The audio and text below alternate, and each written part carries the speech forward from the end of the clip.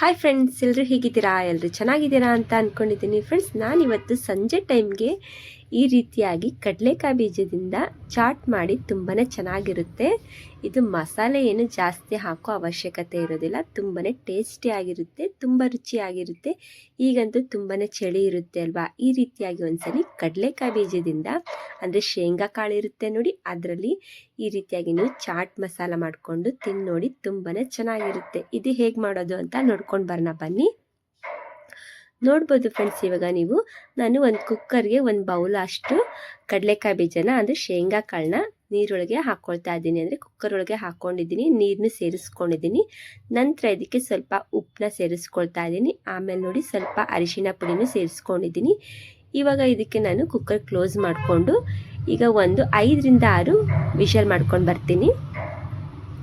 ನೋಡಿ ಫ್ರೆಂಡ್ಸ್, ಈಗ ಎಲ್ಲ 5ರಿಂದ 6 ನಾನು ವಿಷಲ್ ಮಾಡ್ಕೊಂಡು ಬಂದಿದ್ದೀನಿ. ಈ ರೀತಿಯಾಗಿ ಕಡಲೆಕಾಯಿ ಬೀಜ ಅಂದರೆ ಶೇಂಗಾ ಕಾಳು ಬೆಂದಿದೆ. ಇಷ್ಟಾದರೆ ನಮಗೆ ಸಾಕು. ಜಾಸ್ತಿ ಏನು ಇದನ್ನು ಕುದಿಸ್ಕೊಳ್ಳೋ ಅವಶ್ಯಕತೆ ಏನಿರೋದಿಲ್ಲ. ಮೀಡಿಯಮ್ ಆಗಿ ಈ ರೀತಿಯಾಗಿ ನೋಡಿ ತೋರಿಸ್ತಾ ಇಲ್ಲ, ಇಷ್ಟಾದರೆ ನಮಗೆ ಸಾಕು. ಇವಾಗ ಇದಕ್ಕೆ ನಾನು ಒಂದು ನೀರೆಲ್ಲ ಬಸ್ಕೊಂಡು ಒಂದು ಪಾತ್ರೆಗೆ ಸೇರಿಸ್ಕೊಳ್ತೀನಿ. ಇವಾಗ ನೋಡಿ ನಾನು ಏನೇನು ತೊಗೊಂಡಿದ್ದೀನಿ ಅಂದರೆ ಈರುಳ್ಳಿನ ಕಟ್ ಮಾಡಿ ಇಟ್ಕೊಂಡಿದ್ದೀನಿ. ಆಮೇಲೆ ಒಂದು ಬಟ್ಲಷ್ಟು ತೆಂಗಿನ ತುರಿನ ತುರಿದಿಟ್ಕೊಂಡಿದ್ದೀನಿ. 2 ಚಿಕ್ಕದಾಗಿ ಟೊಮೆಟೊ ಹಣ್ಣನ್ನ ಕಟ್ ಮಾಡಿ ಇಟ್ಕೊಂಡಿದ್ದೀನಿ. ನೋಡಿ ಈ ರೀತಿಯಾಗಿ ಕಡಲೆಕಾಯಿ ಬೀಜ ನೆನೆಸಿ ಅಂದರೆ ಕುದಿಸ್ಕೊಂಡು ಇಟ್ಕೊಂಡಿದ್ದೆ. ತುಂಬಾ ಬೇಗ ಆಗೋಗುತ್ತೆ. ನೋಡ್ತಿದ್ರಲ್ಲ, ಇವಾಗ ನಾನು ಏನೇನು ತೊಗೊಂಡಿದ್ದೇನೆ ಅದನ್ನೆಲ್ಲ ಇವಾಗ ಇದಕ್ಕೆ ಸೇರಿಸ್ಕೊಳ್ತೀನಿ ಈ ಬೌಲೊಳಗೆ. ನೋಡಿ ತೆಂಗಿನಕಾಯಿ ತುರಿನೂ ಸೇರಿಸ್ಕೊಳ್ತಾ ಇದ್ದೀನಿ. ನೀವು ತೆಂಗಿನಕಾಯಿ ತುರಿ ಜಾಸ್ತಿ ಹಾಕಿದ್ರೂ ತುಂಬಾ ಟೇಸ್ಟಿಯಾಗಿರುತ್ತೆ. ಟೊಮೆಟೊ ಹಣ್ಣು ನಾನು 2ನ ಕಟ್ ಮಾಡ್ಕೊಂಡಿದ್ದೀನಿ ಚಿಕ್ಕದಾಗಿ. ಆಮೇಲೆ ನೋಡಿ ಈರುಳ್ಳಿನೂ ಸೇರಿಸ್ಕೊಳ್ತಾ ಇದ್ದೀನಿ. ಬೇಕಂದರೆ ನೀವು ಇದಕ್ಕೆ ಸೌತೆಕಾಯಿನೂ ಕೂಡ ಚಿಕ್ಕದಾಗಿ ಕಟ್ ಮಾಡ್ಕೊಂಡು ಹಾಕ್ಕೊಳ್ಬೋದು. ನೋಡ್ತಿದ್ದಿರಲ್ಲ, ಇದಿಷ್ಟು ಹಾಕ್ಕೊಂಡಿದ್ದೀನಿ.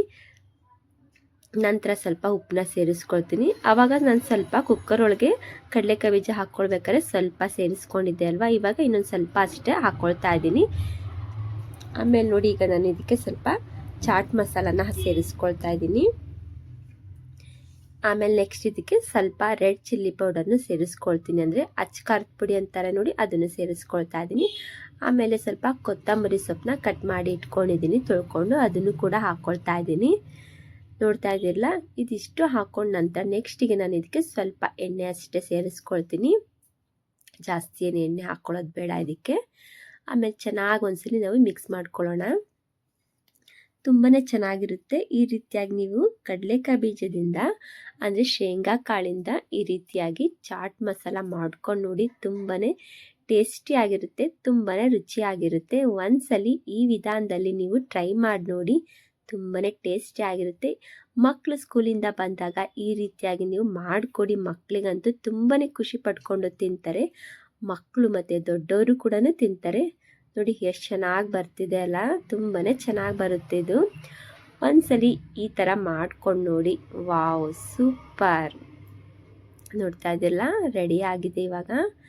ಇವಾಗ ನೋಡಿ ನಾನು ಒಂದು ಪ್ಲೇಟಿಗೆ ಹಾಕಿ ಸರ್ವ್ ಮಾಡಿ ತೋರಿಸ್ತೀನಿ ಯಾವ ರೀತಿಯಾಗಿ ಬಂದಿದೆ ಅಂತ.